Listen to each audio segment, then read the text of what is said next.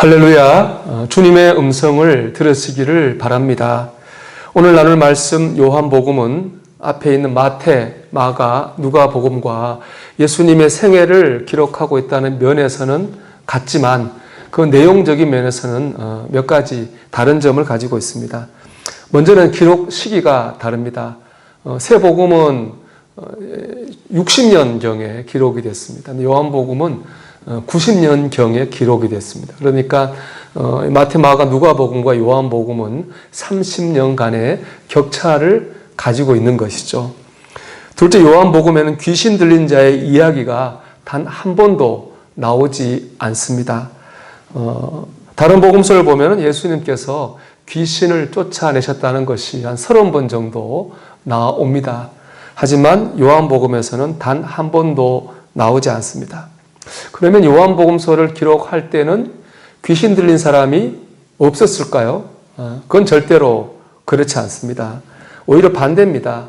모든 것을 귀신으로 풀어내는 신비주의적 경향이 강하게 생기기 시작했습니다. 머리가 아파도 귀신, 배가 아파도 귀신, 일이 잘 풀리지 않아도 귀신에서 원인을 찾았습니다.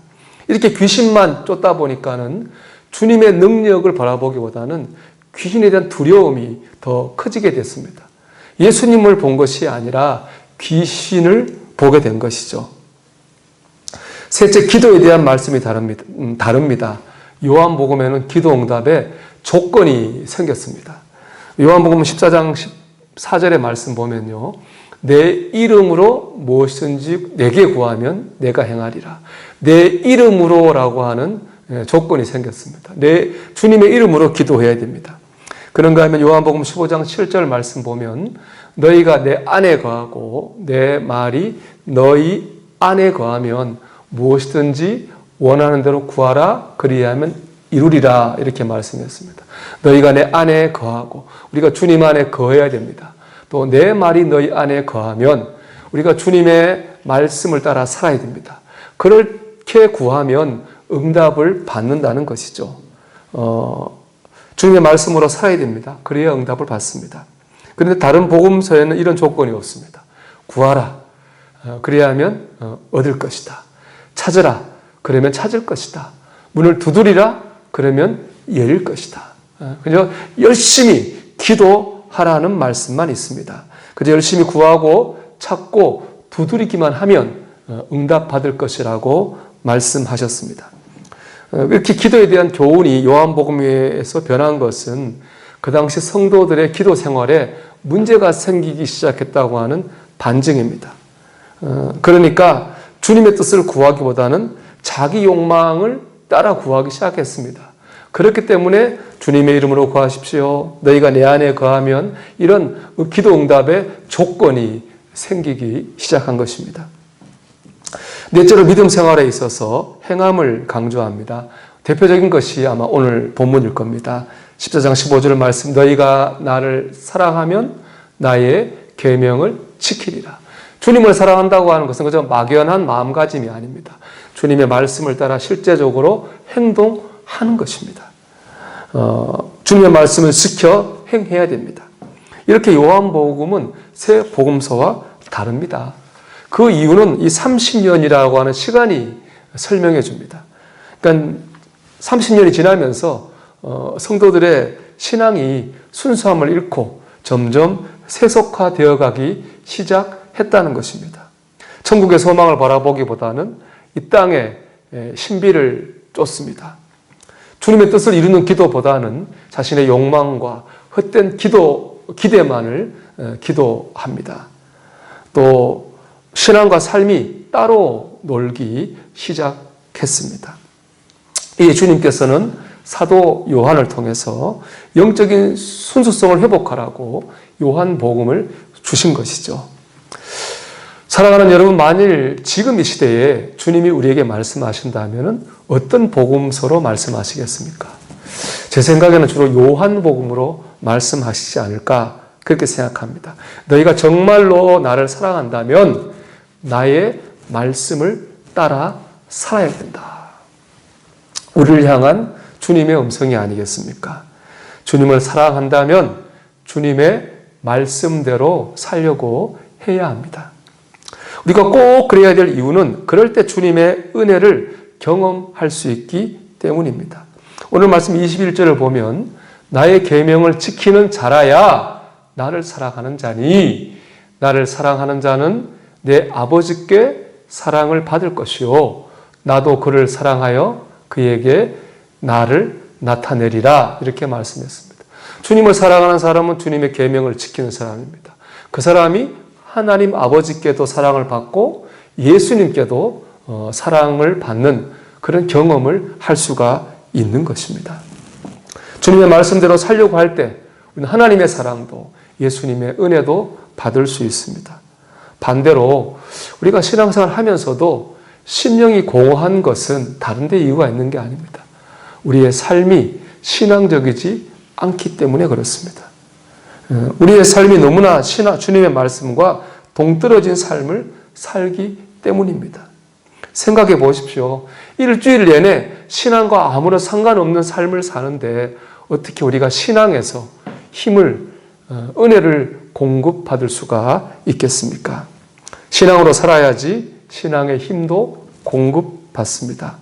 바라기는 믿음으로 살아서 믿음으로 공급받는 성도들이 되시기를 주님의 이름으로 축원합니다. 그러려면 살아계신 주님을 만나야 합니다. 사실 말씀대로 사는 것이 쉽지 않습니다. 나만 손해보는 것 같고 나만 바보가 된 것 같은 그런 느낌을 가질 때도 분명히 있습니다. 또 정말 이렇게 살아도 되는 것인가 두려운 마음이 들 때도 있습니다. 인간적인 마음으로는 말씀을 따라 살기가 어렵습니다. 살아계신 주님을 만나야 됩니다. 오늘 말씀 19절을 보면 이렇게 되어 있는데요. 조금 있으면 세상은 다시 나를 보지 못할 것이로되 너희는 나를 보리니 이는 내가 살아있고 너희도 살아있겠음이라. 아멘. 이렇게 말씀하셨습니다. 너희는 나를 보리니 우리가 주님을 바라봐야 됩니다. 이는 내가 살아있고 그냥 보는 게 아니라 내 삶 가운데 주님이 살아계신 것을 우리가 봐야 됩니다. 그럴 때 너희도 살아있겠음이라. 우리의 영도 나게 되는 것이고 살아있게 됩니다. 누가 뭐래도 흔들리지 않고 말씀을 따라 살 수 있습니다. 월트 디즈니에서 만든 라이언 킹이라고 하는 그 애니메이션이죠. 그 영화를 보면은 평화로운 사자 왕국에 왕의 동생인 사자가 반란을 일으킵니다. 그래서 형을 죽이고 왕이 됩니다. 그때 아들이죠. 왕자인 사자는 도망을 갑니다. 그리고 그날 이후로 그 숲속 나라는 평화가 없어지고 지옥 같은 나라가 됩니다. 한편 도망친 왕자는요, 시리에 빠져서 자기가 사자라고 하는 사실조차도 잊어버리고 아무 의미가 없는 하루를 지내게 됩니다. 그러다가 충신이었던 원숭이가 왕자를 찾아옵니다. 그리고 아버지 왕이 살아있다고 말합니다. 그리고 이 왕자인 애기 사자를 호숫가로 이끕니다. 그 왕자의 사자는 호수에 비친 자기의 모습을 보면서 아버지의 모습을 발견하게 됩니다. 그때 아버지의 음성이 그 아들에게 들립니다. 지금 내 모습은 진짜 내 모습이 아니다. 너 자신이 누구인지를 잊지 말아라. 너 자신이 누구인지를 잊지 말아라. 자기가 누구인지를 깨닫게 된 왕자는 그 길로 숲으로 돌아가 왕국을 되찾고 평화를 회복하게 됩니다. 우리는 누구입니까? 구원받은 천국 백성입니다. 하나님 붙드시는 하나님의 자녀입니다. 이것이 경험될 때 우리 이 땅에 매이지 않고 천국을 향해 나아가는 순례자의 삶을 살 수 있습니다. 나아가 하나님의 영광을 위해 살 수도 있습니다. 이 시간 여러분이 이렇게 예배자로 앉아있게 된 데는 분명히 어떤 계기가 있었을 것입니다. 그 계기라는 것이 어떤 경험일 수도 있고 어떤 깨달음일 수도 있습니다. 그러나 그것이 무엇이었든지 간에 결국 그 체험과 깨달음이 우리를 오늘 예배자로 살게 하고 있지 않습니까? 근데 중요한 것은 뭐냐? 그 체험과 깨달음이 어느 한순간의 사건으로 거쳐서는 안 된다는 거죠. 지속적으로 우리의 삶 가운데에 경험되어지고 깨달아져야 됩니다. 그럴 때 말씀을 따라 살 수 있습니다. 살아계신 주님을 만나야 됩니다. 내 영이 살아나야 됩니다. 그리고 이 모든 일을 가능하게 하신 분은 바로 성령님이십니다. 우리는 성령님을 통해서 살아계신 주님을 가슴으로 느낄 수가 있습니다. 오늘 우리 교회를 개척하신 하영조 목사님의 간증입니다. 저는 개인적으로 예수님을 믿었을 때와 성령님을 체험했을 때 상당한 차이가 있었습니다. 어렸을 때부터 예수님을 믿었기 때문에 교회 생활, 행사, 설교 등에 상당히 익숙해져 있었습니다. 그러나 성령님을 체험하고 있지는 못했습니다. 그런데 성령님을 체험하고 나서는 모든 것이 달라졌습니다. 진리가 머리로 이해되는 것이 아니라 가슴으로 이해되게 되었습니다. 우리는 성령님을 통해서 주님의 은혜를 가슴으로 경험할 수 있습니다. 주님의 살아계심을 가슴으로 경험하게 됩니다. 말씀과 기도와 찬양이 그저 글자나 형식이 아니라 살아있는 말씀으로, 살아있는 것으로 우리의 삶 가운데에 느껴지게 됩니다. 오늘 보면 14장 16절을 같이 읽어보겠습니다. 내가 아버지께 구하겠으니 그가 또 다른 보혜사를 너희에게 주사 영원토록 너희와 함께 있게 하리니. 이 말씀을 보면 성령님은 또 다른 보혜사이십니다. 이 말은 또 다른 보혜사라는 말은 이미 그전에도 다른 보혜사가 있었다는 말입니다. 그 보혜사가 바로 예수님이십니다. 예수님은 사람의 몸을 입고 오셨죠. 하지만 성령님은 영으로 오셨습니다. 즉 성령님은 영으로 오신 예수님이라는 것이죠. 예수님께서 사람의 몸을 입고 오셔서 제자들에게 해주신 그 일을 영으로 오신 성령님께서 우리에게 그대로 해 주십니다. 그 일이 무엇입니까? 바로 보혜사입니다. 성령님의 이름을 보혜사라고 하는데요. 글자 그대로 그 의미입니다. 먼저 보라고 하는 것은 지킨다는 뜻이죠. 성령님께서 우리를 지키시고 보호하십니다. 두 번째 해는 은혜의 자입니다. 우리에게 은혜를 주십니다. 사랑을 주십니다. 그 사랑을 깨닫게 하십니다. 사는 스승사, 가르친다는 의미죠. 우리를 바른 길로, 진리의 길로 인도하십니다. 성령님을 통해서 우리는 보호받고 사랑을 받으며 진리의 길로 인도하심을 받습니다. 그렇기 때문에 성령님 없이는 신앙생활을 제대로 할 수가 없습니다. 우리는 성령님과 동행해야 되고 성령님의 인도하심을 받아야만 되는 것입니다. 그런데 성령님에 대한 오해 때문에 성령 받기를 두려워하는 분들도 있습니다. 어떤 집사님 이야기인데 이분은 부흥에 열심히 참석하고 싶어도 성령을 받을까 봐 겁이 나서 부흥에 참석이 힘들다고 합니다. 그분의 말인즉슨 옆에서 성령 받았다는 사람들을 보면 기절해서 넘어지기도 하고 머리를 흔들거나 몸을 떨기도 합니다. 그런가 하면 알아들을 수 없는 말로 방언을 쏟아냅니다. 그런 모습을 보면 무섭다는 거예요. 또 성령 받으면 자기도 모르는 죄를 토해낸다고 하는데 자기가 몰래 지은 죄까지 토해내면 얼마나 창피하지 않겠냐는 거예요. 회개도 사람을 가려가면서 해야 된다는 것이죠. 그 집사님의 말이 일견 이해가 됩니다. 그런가 하면 반대의 분도 있습니다. 그런 경험을 하고 싶은데 자신은 저런 경험을 하지 못해서 내가 영적으로 뒤처져 있는 것은 아닌가 하는 그런 열등감을 가지는 분들도 있습니다. 지난주에 설교 준비하면서 읽은 김영은 목사님의 글에 보면 이런 문제에 대한 아주 정확한 답이 있습니다. 그 답은 바로 이것입니다. 성령님은 맞춤형으로 오십니다. 다시 말씀드리겠습니다. 성령님은 맞춤형으로 오십니다. 성령님은 맞춤형 성령님이십니다. 성령님은 모든 사람에게 늘 같은 모양으로 역사하시지 않습니다. 그 사람에게 꼭 필요한 대로 맞춤형으로 역사하십니다. 위로가 필요한 사람에게는 위로의 영으로 임하십니다. 회개가 필요한 사람에게는 회개의 영으로 임하십니다. 또 그런가 하면 그 사람이 가장 잘 받아들일 수 있는 방법으로 역사하십니다. 임하십니다. 말씀을 좋아하는 사람에게는 깨닫는 말씀으로 임하십니다. 기도를 좋아하는 분들에게는 기도의 감동이나 응답으로 임하십니다. 찬양을 좋아하는 사람에게는 찬양하는 기쁨으로 역사하십니다. 그런가 하면 봉사를 좋아하시는 분들에게는 봉사하는 즐거움으로 임하시기도 합니다. 성령님은 각 사람에게 가장 필요한 것을 가장 잘 받아들일 수 있는 방법으로 임하시고 역사하십니다. 그렇기 때문에 성령 받기를 두려워할 필요가 없습니다. 다른 사람을 부러워할 이유도 없습니다.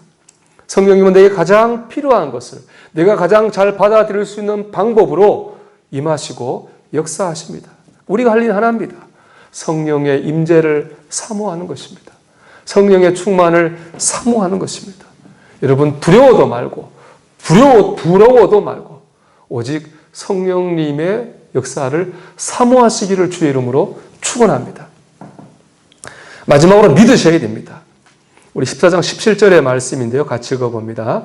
그는 진리의 영이라 세상은 능히 그를 받지 못하나니 이는 그를 보지도 못하고 알지도 못함이라. 그러나 너희는 그를 아나니 그는 너희와 함께 거하심이요 또 너희 속에 계시겠음이라. 아멘. 성령님은 영으로 오신 예수님입니다. 영은 장소의 제약을 받지 않죠.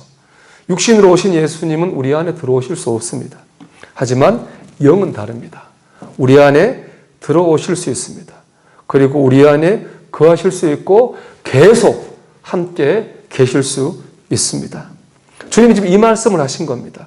그는 너희와 함께 거하시며 또 너희 속에 계시겠습니다.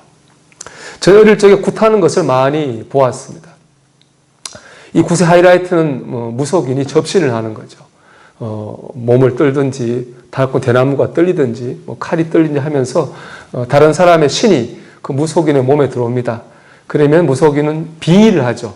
그래서 그 목소리를 냅니다.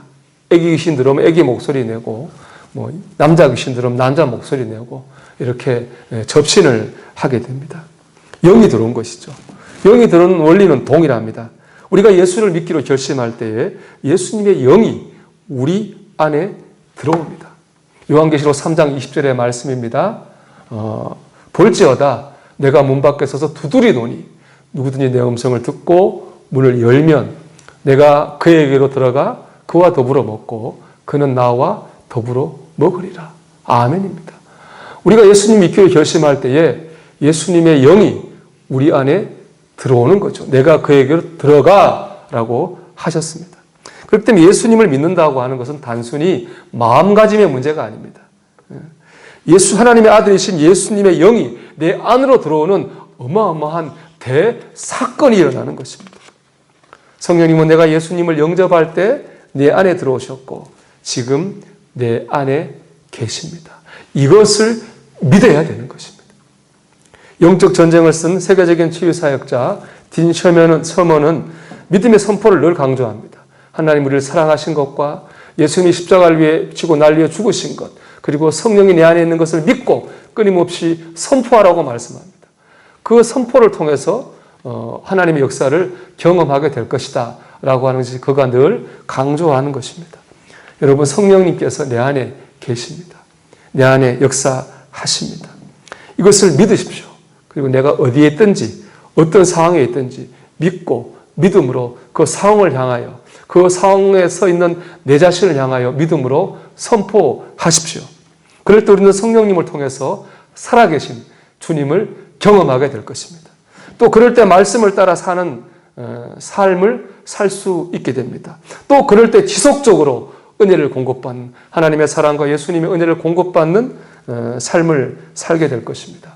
영적인 선순환입니다. 사랑하는 여러분, 이 한 주간도 이런 영적인 선순환을 경험하는 저와 여러분이 되시기를 주님의 이름으로 축원합니다.